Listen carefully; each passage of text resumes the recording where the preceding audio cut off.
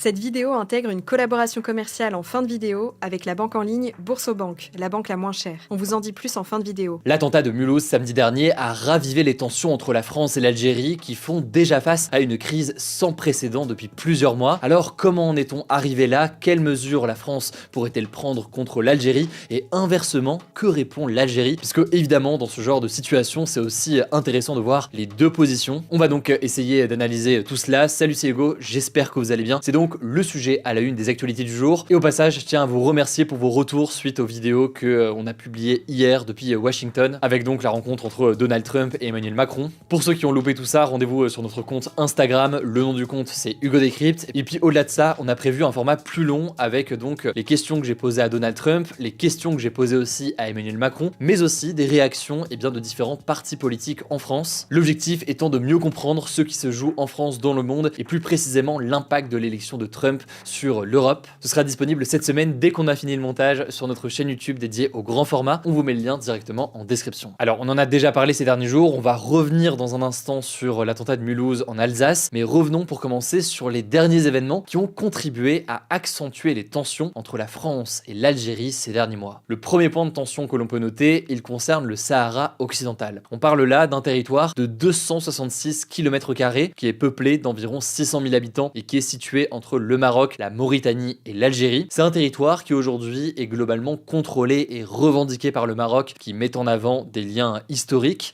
Mais sur place, on retrouve aussi le Front Polisario, qui est un mouvement indépendantiste qui est soutenu aujourd'hui par l'Algérie. D'ailleurs, on peut noter que les tensions, elles ne sont pas nouvelles, puisqu'il y a eu un conflit armé entre le Maroc et le Front Polisario entre 1975 et 1991, date à laquelle un cessez-le-feu a été signé sous l'égide de l'Organisation des Nations Unies. Depuis, le Maroc contrôle environ 80% du territoire et la question du statut du Sahara occidental reste en suspens, malgré donc des tentatives de médiation internationale. Alors je vous la fais courte, mais depuis de nombreuses années, le Maroc propose de donner une large autonomie au Sahara occidental, tout en faisant en sorte que le Sahara occidental soit sous la souveraineté du royaume du Maroc. Autrement dit, ça resterait un territoire marocain. Or, ces dernières années, on a vu deux mouvements importants que l'on peut noter. D'abord, du côté des États-Unis. Fin 2020, les États-Unis, sous la présidence de Donald Trump, ont reconnu la marocanité du Sahara occidental. Et ensuite, fin juillet dernier, Emmanuel Macron est allé là aussi dans le sens des États-Unis et dans le sens du Maroc, puisque le président français a annoncé qu'il soutenait le plan du Maroc sur le Sahara occidental. Et donc ça mène à des tensions avec l'Algérie, parce qu'on l'a dit, il y a ce soutien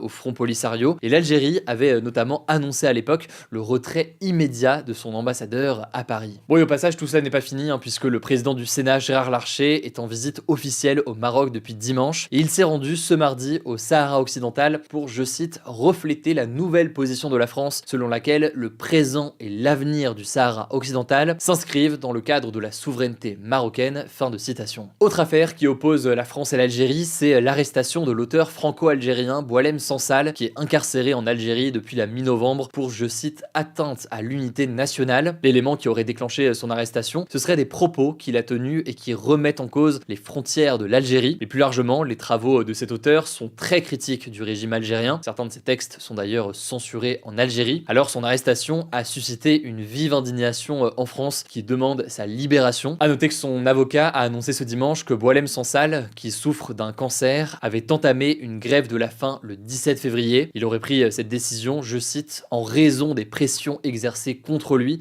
pour changer d'avocat. Troisième sujet de tension très rapidement, c'est l'affaire des influenceurs algériens. On en a déjà pas mal parlé, donc on va pas revenir dessus en détail. Mais début janvier, il y a 3 Algériens et une franco-algérienne qui avaient été interpellés pour avoir mis en ligne des contenus haineux envers la France et incitant à la violence. Parmi eux, il y en a un, Doualem, qui avait été expulsé vers l'Algérie, sauf que il a été immédiatement renvoyé en France début janvier, ce qui a dégradé les relations entre les deux pays. Et pourquoi tout cela? Eh bien, du côté de l'Algérie, on considère que cette expulsion était arbitraire et abusive, et elle avait par ailleurs rejeté les accusations d'escalade de la France. Surtout, ce qu'il faut noter, c'est que l'influenceur avait contesté en urgence devant la justice son obligation de quitter le territoire, et son expulsion, effectivement, avait été annulée début février par la justice. Les juges ont ordonné, je cite, de lui délivrer une autorisation provisoire de séjour le temps du réexamen de son dossier d'ici à 3 mois. Et enfin là-dessus, on peut noter que, il a comparu à Montpellier pour provocation à commettre un crime. Ça s'est passé ce lundi. 6 mois de prison avec sursis ont été requis contre lui. Et d'ailleurs, de la même façon, façon, un autre influenceur connu sous le nom de Zazou Youssef sur TikTok a été jugé à Brest ce lundi pour apologie d'un acte de terrorisme et condamné à 18 mois de prison ferme, assorti d'une interdiction de territoire français de 10 ans et d'un maintien en prison. Tout cela, vous l'aurez compris, a fait grimper les tensions entre la France et l'Algérie, avec l'Algérie qui ces derniers jours jugeait que certaines en tout cas de ces expulsions étaient selon eux arbitraires. Enfin, dernière affaire en date qui a ravivé les tensions, c'est l'attentat à Mulhouse qui a été perpétré par un Algérien de 37 ans en situation irrégulière. Ça s'est passé ce samedi. Il est soupçonné d'avoir tué un homme à l'arme blanche, mais aussi grièvement blessé 2 agents de stationnement et 5 policiers municipaux plus légèrement. Il a été interpellé peu de temps après l'attaque. À noter qu'il était inscrit au fichier de traitement des signalements pour la prévention de la radicalisation à caractère terroriste. Il était par ailleurs sous le coup d'une OQTF, donc une obligation de quitter le territoire français. Et c'est là où il y a aussi une tension avec l'Algérie. Il avait été condamné en 2023 pour apologie du terrorisme, mais il n'avait pas pu être expulsé en raison du refus répété de l'Algérie de lui délivrer un laissez-passer consulaire. Et un laissez-passer consulaire, c'est ce qui permet justement cette expulsion ici. Alors face à cela, que compte faire maintenant la France et que répond là aussi l'Algérie? Eh bien, ce qu'on peut noter déjà, c'est que cette situation, elle a relancé le débat autour des expulsions d'étrangers en situation irrégulière vers l'Algérie. En gros, la France reproche à l'Algérie de ne pas délivrer suffisamment de laissez-passer consulaires. Alors face à tout cela, on peut noter les prises de parole de Bruno Retailleau, qui est donc le ministre de l'Intérieur et qui prend beaucoup la parole sur le sujet, qui assume une forme d'escalade avec l'Algérie. Il souhaite aussi remettre en cause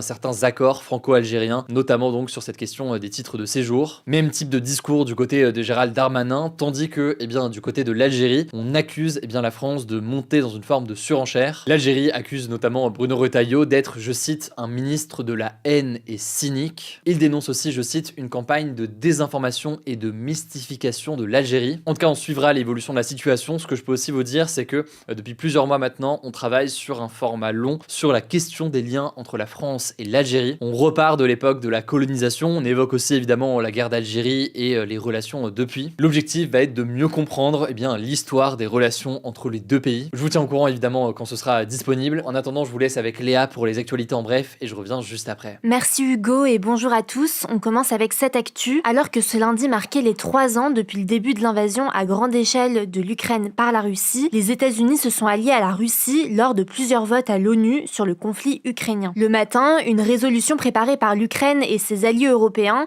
a été adoptée à l'Assemblée générale des Nations unies. Elle reconnaît l'urgence de mettre fin à la guerre cette année et demande le retrait des troupes russes du territoire ukrainien. Et donc cette résolution, elle a été adoptée par 93 voix pour, 18 contre et 65 abstentions, avec les États-Unis et la Russie qui ont voté contre. À noter que les résolutions adoptées par l'Assemblée générale de l'ONU ont un rôle consultatif. Les États-Unis ont eux aussi soumis une résolution à l'Assemblée réclamant la fin rapide du conflit, mais sans mentionner l'agression russe ni l'intégrité territoriale de l'Ukraine. Ce texte a été critiqué et modifié par plusieurs pays européens pour souligner le rôle de la Russie dans le conflit. Le texte modifié a été adopté par 93 voix pour, 8 contre et 73 abstentions. Mais le texte original des États-Unis a ensuite été soumis au Conseil de sécurité de l'ONU où il a été adopté sans modification par 10 voix pour et aucune contre. Le Conseil de sécurité est l'un des principaux organes de l'ONU. Il est composé de 15 membres dont 5 permanents qui disposent d'un droit de veto. À noter que la France, la Slovénie, la Grèce, le Danemark et le Royaume-Uni se sont abstenus lors du vote, bien qu'ils aient tenté d'ajouter une référence à l'agression russe sans y parvenir. La France et le Royaume-Uni auraient pu choisir de bloquer l'adoption du texte en utilisant leur droit de veto. En tout cas, ces votes marquent un tournant dans la politique américaine, car avant Donald Trump, l'administration de Joe Biden avait toujours soutenu l'Ukraine. Deuxième actu, et ça concerne l'affaire Betaram, une plainte pour non-dénonciation de crimes et délits visant le Premier ministre François Bayrou a été déposée ce vendredi. Cette affaire concerne l'établissement privé catholique Notre-Dame de Betaram, qui est visé par plus de 130 plaintes pour des faits de viol, d'agression sexuelle et de violences aggravées. François Bayrou est accusé d'avoir été mis au courant des faits à l'époque, notamment quand il était ministre de l'Éducation nationale dans les années 1990, sans avoir réagi, ce qu'il nie. À noter que sa femme enseignait le catéchisme dans cet établissement et que plusieurs de leurs enfants y ont été scolarisés. Cette fois-ci, selon Sud-Ouest, l'homme qui porte plainte serait un ancien élève de l'établissement qui affirme avoir avoir été témoin durant l'année scolaire 1987-1988, je cite,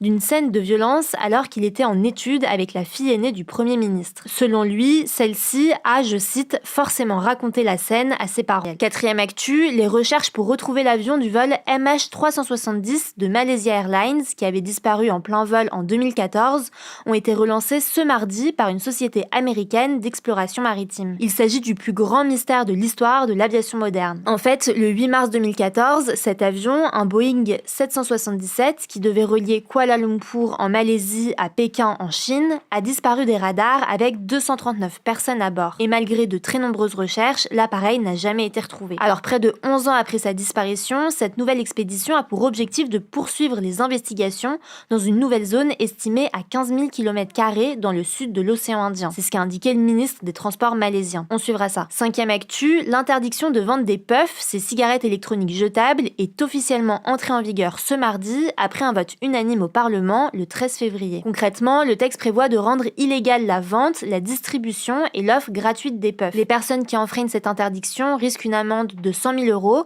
pouvant atteindre 200 000 € en cas de récidive. Avec cette loi, la France devient le deuxième pays européen, après la Belgique, à interdire la commercialisation des cigarettes jetables électroniques sur son territoire. Et on termine avec cette actu qui concerne les étudiants. La plateforme Mon Master a ouvert sa phase de candidature ce mardi. Mon Master, c'est un peu l'équivalent de Parcoursup, mais pour les masters. La plateforme s'adresse donc aux étudiants qui sont déjà titulaires d'un Bac+3 ou qui sont en cours de validation. Les étudiants inscrits ont donc jusqu'au lundi 24 mars pour formuler leurs vœux. À partir de cette date-là, les universités et les établissements commenceront à examiner les candidatures. En tout, ce sont 8000 formations qui sont disponibles sur la plateforme Mon Master. Du coup, on vous le disait au début, cette vidéo intègre une collaboration commerciale avec Boursobank, qui est la banque en ligne française la moins chère en 2025, et ce pour la 17e année consécutive. En fait, cette année, en moyenne, les Français devraient payer environ 228 € de frais bancaires, soit 1,7% de plus que l'année dernière, selon une enquête de panorabank.com. Et cette hausse s'explique par plusieurs augmentations de frais, dont ceux liés à la tenue des comptes ou encore aux cartes bancaires. Mais chez Boursobank, l'avantage, c'est que vous pouvez au contraire faire des économies. Déjà, leurs clients bénéficient des tarifs parmi les plus bas du marché, notamment pour les jeunes. Par exemple, en 2024, leurs clients ont payé moins de 10 € de frais bancaires en moyenne. Ils proposent aussi des fonctionnalités, comme le fait d'augmenter son plafond en un clic via l'application, de réaliser des paiements sans frais en France comme à l'étranger, ou encore de faire des virements via un SMS. En plus, jusqu'à ce jeudi seulement, vous pouvez obtenir jusqu'à 220 € offerts pour toute première ouverture d'un compte bancaire chez eux. Les conditions s'affichent à l'écran. Alors si ça vous intéresse, le lien est en description. Merci beaucoup Léa pour ces actualités en bref. Alors je le disais, cette semaine, on va publier notre reportage que j'ai eu l'occasion de tourner depuis les États-Unis. Rendez-vous sur notre chaîne YouTube dédiée au grand format, ou autrement vous avez déjà certains extraits sur Instagram. Le nom du compte, c'est Hugo Décrypte. De mon côté, je vais essayer d'aller dormir un petit peu. Prenez soin de vous, prenez soin de nos proches. Merci pour votre confiance et on se dit à demain pour une nouvelle vidéo.